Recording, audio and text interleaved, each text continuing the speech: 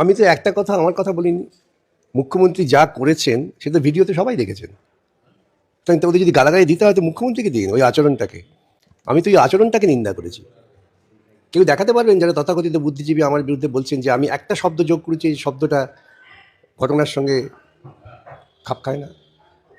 মুখ্যমন্ত্রী নিজে এই আমি তো ভিডিও দেখে নেবেন, আমি কি বলবো। আমি বলেছি এটা হচ্ছে বাংলার মেয়েদের সংস্কৃতি নয়, সেটা আপনারা মহিলারা নিজেরা বুঝতে পারবেন।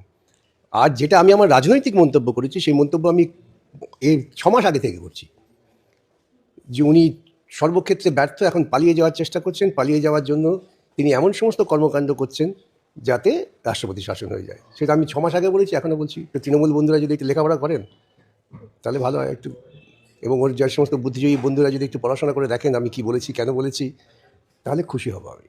আমাকে গালাগালি দিন, আমাকে জানোয়ার টানোয়ার হনুমান বাঁদর সব কিছু বলুন, সেটা কোনো যায় আসে না। কিন্তু ওই ভিডিওটাকে ওরা কী করে এড়িয়ে যাবেন? যে ভিডিওটা বাজারে চলছে, মুখ্যমন্ত্রী যে আচরণ করেছেন ভিন রাজ্যের পুলিশদের সামনে, পুলিশ কনস্টেবল এসআই তাদের সামনে, সেটাকে বিকাশ করিয়ে দিয়েছিল নাকি?